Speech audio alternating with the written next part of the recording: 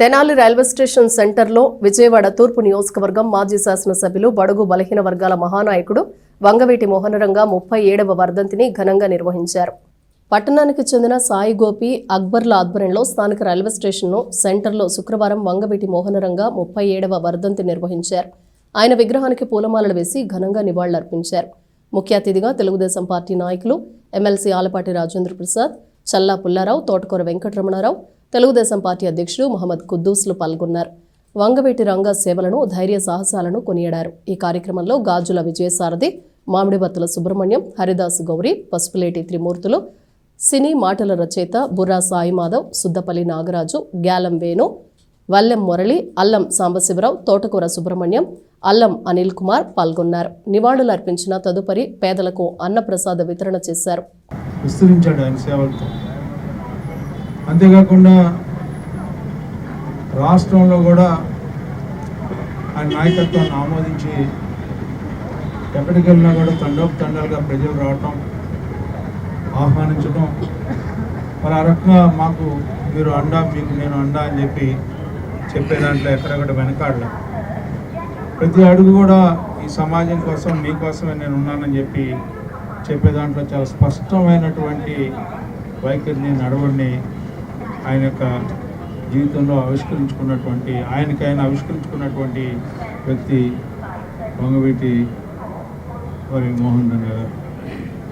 అలా ఆయన జీవితం కొనసాగే సందర్భంలో ఆయన అకాల మరణం చెందిన తర్వాత ఆయన యొక్క జీవిత విశేషాలు కానీ, ఆయన నడిచినటువంటి విధానం కానీ, ఎక్కడ ఈ రాష్ట్రంలో ప్రతి ఒక్క చోట కూడా ఆయన ప్రజల హృదయాల్లో మరణించిన తర్వాత ఆయన స్థాయి ప్రతి ఒక్కరి యొక్క హృదయంలో అకాల మరణం ఎందుకు చెందాడు అనే భావం తలెత్తినప్పుడల్లా ఆ యొక్క తలంపే 37 సంవత్సరాలైనా కూడా ఈనాటికి కూడా గుర్తుండటానికి కారణం అనేది మనందరం తెలుసుకోవాలి.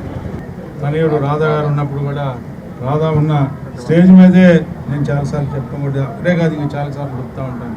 అంబేద్కర్ గారి విషయం వచ్చినా, ఇలాంటి నాయకుల విషయాలు వచ్చినా, వీళ్ళు కులానికి కాదు నాయకులు, ఈ సమాజానికి నాయకులు, సమాజంలో ఉన్న ప్రజల్ని చైతన్యం చేసినటువంటి నాయకులు.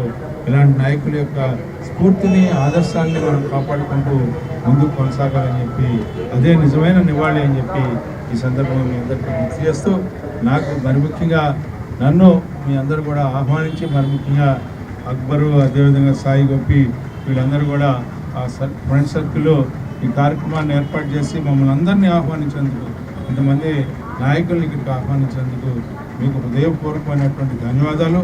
అదేవిధంగా నిజమైన నివాళి, ఆయన యొక్క ఆలోచనని మీకు పుచ్చుకొని ఎవరైతే ముందుకు నడుస్తారో అదే నిజమైన నివాళి అర్పించినట్టుగా నేను భావిస్తూ, తరానికి ప్రతినిధి మాత్రం కాదు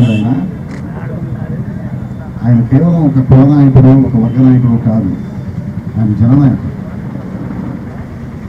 ఆయన సొసైటీలో ఉన్నటువంటి యాంటీ ఎలిమెంట్స్ మీద ఆయన చేసినటువంటి పోరాటం మనందరికీ కూడా స్ఫూర్తి.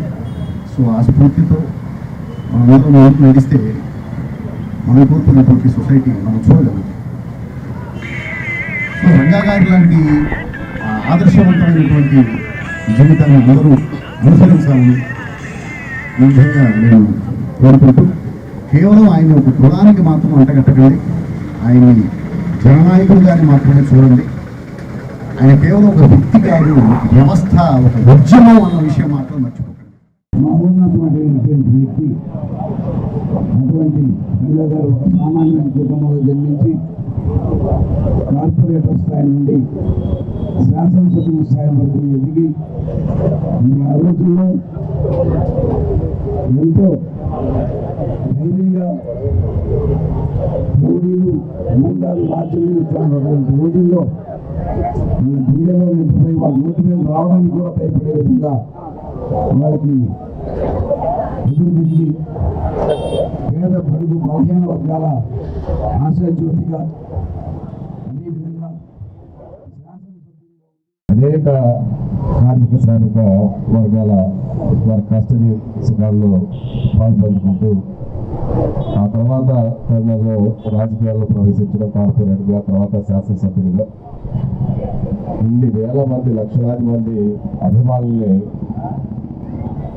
ఒక వ్యక్తి సంపాదించాడంటే ఎటువంటి వెనక బ్యాక్గ్రౌండ్ లేకుండా మన యొక్క జీవన విధానం ఏ విధంగా కొనసాగిందో మనందరం ఈరోజు 37 సంవత్సరాలు ఆయన గతించి అయినా కానీ